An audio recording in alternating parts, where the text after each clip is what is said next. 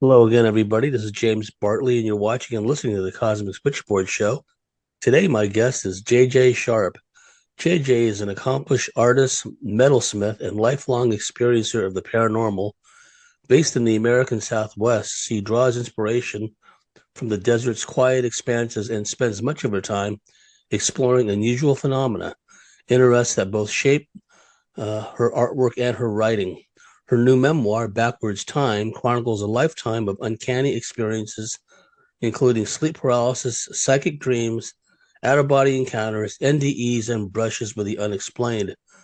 Woven through these events is her journey of breaking free from cycles of narcissistic abuse, leading to profound personal transformation.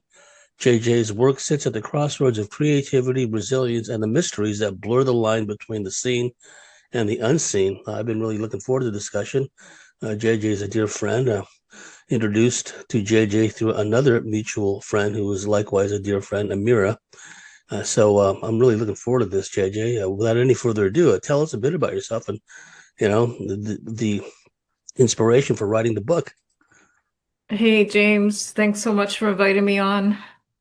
It's good to be here. Yeah, so I recently moved to Arizona about a year ago and from Chicago. I've been kind of all over the place. I was based on the East Coast for most of my life and spent some time on the West Coast. And I'm an artist and a metalsmith and have been through quite a bit of unusual encounters for my entire life. And um, over and over, people have said to me that I should write a book about my experiences. And I always kind of laughed it off because although I have enjoyed writing in the past, I kind of got away from it and didn't feel very, I've never written a book before. So I just kind of thought it was for other people to do, but I kept hearing it over and over, and I was having a discussion with my mom and dad while I was eating dinner with them at their place, and I guess I was telling them a story they had never heard before. So my mom kind of blurted out, "You should write a book." And it was funny because I had been sort of mulling it over the day before and never mentioned it, and she said that and I said, "All right, let me give this a shot." So I immediately started putting together the cover for it, which is this photograph actually was taken here in Arizona, in Mystery Castle outside of Phoenix. And I took it in 2016 when I visited my folks. And the title, Backwards Time, my jewelry brand is Reine de Blanc, which means the White Queen or the Queen of White. It's a reference back to the Looking Glass, Alice in Wonderland, and all of that. And I've always kind of identified with the White Queen living in backwards time. So I decided to call the book that because it is a memoir, so it's looking back through my life in backwards time, basically. The way the mind control is exerted by the aliens, sometimes the fiercest skeptics are actually abductees, where the subject matter is brought up and they become downright hostile because of Yeah. all the programming. And I've seen this at lectures where, excuse me, the response could vary from uh, people simply just falling asleep, right? Or they get agitated and have to get up and stretch their legs or go out and get a smoke, or they become openly hostile, right? When you bring up certain subject matter. And to a more or less degree, a lot of these hostile aliens, they can become quite rough, and some are not really known for their bedside manner, let's say. So it seems that the ETs that were involved with your family kind of fell into that latter category. I mean, that one ET picks you up and throws you back onto the bed, and then they're so blatant and brazen when they abduct your parents that they just drag them out. It's like, you know, no pretense that let's not make them, let's make it so they don't remember this. We'll just, you know, take them and return them missing time, etc. It's just they go right in there with both guns blazing, so to speak. Yeah. Yeah. And what you're saying there about the hostile part of it, when I was having sleep paralysis, I would often see these sort of reptilian looking creatures. And I was subjected to watching the most horrific torture of animals and people during those episodes with these creatures. Um, it's, I don't even know where I would get that from at that age. It started from, at least from what I recall, at the around the 15-year mark.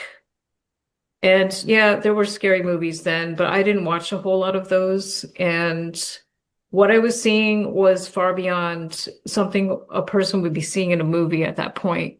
So, I'm not really sure where that would be coming from, but I definitely felt like I was being forced to watch it and experience it. So you would And be in varying states of consciousness. Would you be sleeping or dreaming, or would you be wide awake and these images are being pushed into your mind's eye? all of it, basically. It could happen while I was in a dream. It could happen while I was sort of like in a half awake, half asleep state in the sleep paralysis, which is usually the case. And it happened so many times. I have lost track of. I just see certain flashes of things and know that it had happened a long time. And I also had many, many dreams and sleep paralysis sort of mixed together with being experimented on and watching other people being experimented on, as well as some animals. I remember a dream in particular where I was in some kind of, it almost seemed like a warehouse, but I don't really know. It's just a big open space with women in cages and dogs in cages next to them. And I remember being in shock, like, oh my God, where am I? And there was a woman in the cage in front of me that was crying and begging for my help. And so I let her out of there. And she was naked except for this giant, it almost looked like a diaper that she was wearing, um, covering her. And she had a long incision across her abdomen that was bleeding out through the bandage thing. And I was trying to get her out of there and help her I was trying to grab some towels to cover her. But I remember just looking around at the other women were like kind of, they seemed drugged, like they were unconscious, most of them, and the dogs, and just going, oh my God, what is going on here? And I had had many dreams of people being in cages, hanging in these large cages from the ceiling and having to share, like I remember being in one where I had to share a bed with a woman, because that was like our cell or whatever, and looking down and seeing raw meat on a counter, and that was going to be our food. So had a lot of gruesome experiences. What are your thoughts about that? Did you feel at the time or in hindsight that uh, you were there astrally somehow and you were observing this like at an oversoul level, someone or something, or perhaps your very oversoul said, "Okay, I think she needs to see this," or do you think you were there physically, or you were remote viewing it, or because it seems to me from what you described, that woman reacted to you, pleaded for help, and you let her out, and you did your best to help her. So there seems to be an element of physicality there. There were you physically there. What are your thoughts about that? And how often did it seem like you had these types of visions, dreams, or experiences? No, pretty regularly. And in hindsight, I do think that um, I was, I'm not sure. I don't know if it was an astral state or what it was, but I have had just countless of these over the last several decades. And what I was going to say, I sort of lost my train of thought there, but I was going to say that in a lot of these dream states, whatever you want to call them, I will see my reflection, and my body that I'm in is not me the way I look now. I'll be other people. Almost like I'm just wearing a person suit or something, another avatar. And I will see my reflection in a mirror or in a window or a shiny elevator, and I'll be all these different people. And so sometimes I think that I'm like my consciousness or my soul, whatever, maybe both, are either remote viewing something or being like I'm being swapped out into Yes, you're another. indwelling in them as an infiltrator, as observer to see what's going on. And Right. Yeah. And sometimes I'm participating and sometimes people can see me, but oftentimes I'm the observer and I'm just watching things. did you observe from the standpoint of always being on the outside, so to speak, rather than were you ever a captive or not in Oh these? yeah, I've been captive too, and I remember one in particular dream or whatever it was experience where I was in a hospital with military, and all the rooms, it was very sterile looking. It was all mostly white, and the rooms had glass walls with sliding glass doors, automatic doors. Um, so people could observe. There was no privacy. And I remember waking up on a gurney, seeing my belly as if I was pregnant. And I've never had any children, and I've never been pregnant, but in this dream state, whatever it was, I was fully pregnant and I had IVs in me. And I remember panicking and ripping all the tubes out of me, all the IVs and everything, and getting out of the room and then running out to the front of the hospital, uh, where there's like a big cul-de-sac in the front, and getting out through the sliding glass doors. And there were some military people getting out of a vehicle. So I panicked and I ran back into the hospital, and I ran down a hallway into like the nearest doorway. It was a stairwell. And I pushed the door open and ran down to some kind of basement area that looked very old, like it hadn't been used in years. And there was a reptile being there that saw me and started chasing me. And I had to hide sort of under the stairwell behind something. And then I woke up. So I've had that kind of experience. Somebody did a lost soul rescue for a loved one. And I hope she doesn't mind me mentioning this, because this is a situation that we do find occasionally, but it's not a normal situation by any means. So there was a loved one that had passed away quite a while ago. And this loved one was being plagued by horrific nightmares before they passed away. So they booked a clearing for this person to see whether or not they have crossed over. They were not crossed over. What we found was they were in a cage. They were basically stuck in this, I don't want to call it a dark void, but that's basically what it is. It's like a rip in the frequency of the astral. So it's not just the astral that you're in. It's like in a pocket. It reminds me, I'm sorry, I'm total D&D nerd. It reminds me of somebody being stuck in a bag of holding. Okay, for those of you who understand D&D, you'll understand my reference then and why that's pretty much exactly what it is. It's that you've been stuffed in a bag of holding. And when you're in that bag of holding, you're kind of in like the suspended animation to a degree. Like you're not going to age or anything like that in the astral. But you can still be stuck in there for quite some time. And so I know Daniel Jackson's laughing. He understands. So being in that bag of holding, yeah, you are stuck there. And then that void with that entity. So guess what we found? We found a Lizzie, reptilian, for those who aren't aware. We found a reptilian in the dark void with the loved one. The loved one was in a cage. There were 20 other cages inside this kind of holding, for lack of a better word here. And each one of those individuals, each one of those earthbounds was locked in this cage. And like individually, like individual cages. It reminded me of like a place where you keep animals, like a dog, you know, like a dog kennel is what it was pretty much like.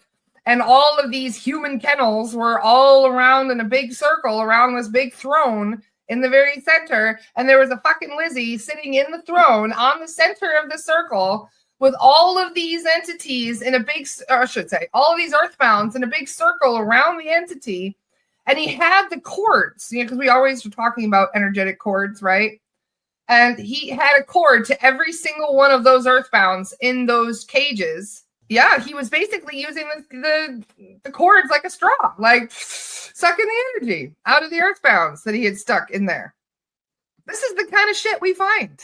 And to be honest, like I'm kind of blown away that these things can even exist. And I wonder how you can get stuck in a place like that. It must be due to dark contracts. It must be where they kind of drag you to a degree. But yeah, Michelle, it's pretty much what they're after is loosh. I don't know if those of you who know what loosh is, but loosh is basically pure concentrated fear. And earthbounds have it too. Just because you're not in a physical vessel anymore doesn't mean you don't have energy that they can siphon away. So that's what he was doing. He was basically like, delicious, you know, and taking all of this energy from these earthbounds. Well, that fucker is now at source. He's gone back to source. He's no longer enjoying his little throne party that he had. All of those earthbounds were released from their cages. We didn't just help the one earthbound that we tuned into. We helped all of them. But the one gentleman that we found in the cage, he was hiding his face like this. And he didn't want to move his hands. Like we were like bringing all the angelics in. We were like, come on, you know, everybody out of the cages. And we were calling everybody out of the cages. And this poor man was just hiding his face. Like he was too scared. He was literally shaking like this, hiding his face when we found him. So we sent that fucking Lizzie to source. And then we crossed over all the others and we called forward his loved ones.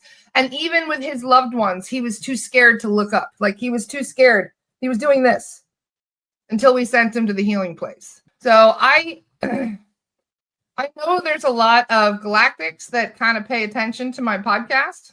The reason for that is because of the things that I talk about, but also because there's so much involvement right now with these galactic races. So the reason I'm mentioning this is the situation here on Earth is so much worse, so much darker than even the galactics had in mind before they came here. They hadn't, I think most of them have no idea how bad it actually is down here. They're starting to realize it now. They're starting to come to terms with it now that we're finding all this kind of shit. But at the same time, there are so many people who have been stuck for a long time. When we went to Salem, my grandmother, she had a plot in this really, I think I talked about it last week a little bit, but I wanted to mention it again. There's a family plot that's just outside of Boston.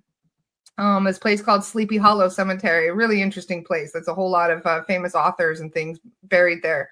We went to connect with my family at that space, and I went and cleaned off all the lichen on all the graves, and we made sure that everybody could see. Like, there's a lot of stuff that had moved and grown over and things like that. So we cleaned it out. And thank you to Bradley for helping me to clean up my family plot there. But as we were chit-chatting, Sam came through, Bradley's guide, and said there are two of them that had been stuck, that had not reincarnated yet. One of them I knew hadn't reincarnated yet because we had only saved him a few weeks ago. One of my great uncle was stuck somewhere in the astral because he took his own life in 1972. We went and saved him a couple weeks ago, which was really lovely. Thank you to the team for doing that, for going and rescuing my great uncle Craig. Since 1972, he was stuck in a dark void with an entity. So we went to check on a couple other family members, and there was a great aunt that one of my great aunts passed away in 1937. And I thought, I mean, she's probably reincarnated like twice over since then. Oh, there's 108 people watching right now. Hi, Siddhartha, love you. So I'm representing Siddhartha today. I got a new Siddhartha pendant at the Crystal Show yesterday. So anyway, so we were basically just trying to connect with the family, and they know when you come and visit. For the record, every time you come and visit a family grave site, they know. The family is aware that you're there, and they love it. They love it when you come and honor them and bring them flowers and just, share stories and talk about them and that sort of thing. I asked about my family and if they had all crossed over, and they said one of us isn't here. And I said, who? And they pointed to Phyllis. It's my great aunt who died in 1937. She was actually the reason they bought the plot in the first place. So they bought that plot in 1937 for her. So she died in a pond out behind their house. They had a beautiful pond, and she used to swim in that pond every day. In fact, she was a very strong swimmer. But one day they found her in the pond, and she had drowned. So nobody understood what happened. And for nearly 100 years, my family has been wondering what happened to Phyllis. They want to know what happened to this beautiful young lady who had her whole life ahead of her. Guess what I found? My great aunt Phyllis was not crossed over. She was still in the fucking pond with a dark entity. She was there with a demonic entity. It was a very strong, very old, dark, demonic being that had basically taken over that pond. And when she went out to swim in that pond that day, it froze all of her muscles. That's what the guides told me. All of her muscles seized up. She couldn't breathe. She couldn't swim. And she sunk like a rock. So I was blown away to learn that even nearly, like I said, 1937, and she was still stuck. She was still there in the pond, not crossed over. So when I went to my guides and I said, these things happen a lot, don't they? Where people don't cross over. And they said, yeah, part of the reason for that is entities. If an entity has a strong enough cord or a bond or a contract with you, that entity controls your free will, not you. And it was quite upsetting, to find out that I had somebody who, was very beloved by my family that was still stuck. So there's a lot of things that we have been doing recently, trying to help these people that have been stuck. Because I blew my mind. I was, for a while, and this is the funny thing about spirituality, we make a lot of assumptions. We just assume things. And for a long time, I assumed that even if one version of you is earthbound somewhere, you're still going to create new life somewhere else. I assumed that, okay, yeah, I'm like, for example, if I die as Lara and I die in the hospital and I don't cross over, does that mean my higher self isn't making new versions of me out there somewhere? Does everything just kind of stop and it's frozen in time until my earthbound self crosses over? Because that's where my perception is. If the perception of my soul is right there. So then I was wondering this to the guides. I said, well, if everything has ever happened or ever happening simultaneously, so that means that every version of you that you have ever been is still out there somewhere doing something, right? So I assumed, yeah, you can probably, I'm sure you can reincarnate again, even if like one of you is kind of goes offline, so to speak, because you are earthbound somewhere, you're stuck somewhere. Does that mean the higher self isn't going to be like, well, that one's stuck, so I guess we won't make any more until they get unstuck? I thought that sounded ridiculous. I was like, no way. So the other day, I was chatting with the guides, and we found that somebody had been stuck for nearly 100 years. And I said, okay, so does that mean that there's another version of them out there right now doing other things? Like, could there be, because part of that question was, could there be another version of me that's out there? Like, if I go and clear Gettysburg, because I know I died at Gettysburg, am I going to go rescue another version of myself who's stuck at Gettysburg? Nope. No, apparently not. The guys explained, no, that until you cross over, you're not taking a new life. You're not taking a new body. You're stuck. Your soul advancement stops temporarily until you get rescued. But yeah, you're stuck. If you're stuck in a dark void, there may be other versions of you that exist in other timelines, but your higher self, it's not going to make other versions of you. You don't reincarnate until you get helped. And this is one of those many little things that I wish I could talk to the manager about. I'd be like, what do you mean? If you're stuck, they can't come and have another life. What does that even mean? So this gives me even more incentive to help lost souls, because this whole time I've been assuming, oh, yeah, it's just because one version of them is stuck doesn't mean there can't be other versions that are out doing things. So yeah, that's a really good question, Ariana. Ariana says, why can't we just change our point of focus? That's a really good question. I don't know. That's a really good thing. I would love to know why it works this way. Like, we're trying to understand the quantum nature of reality and how this hologram / video game works down here. Leanne says, but your other versions keep on living life, right? That's not where you are right now. So technically, your perception isn't locked into those other versions of you. Your perception is locked into this version right now. So if this version doesn't cross over, so this is the kind of thing I ask the guides whenever I'm working.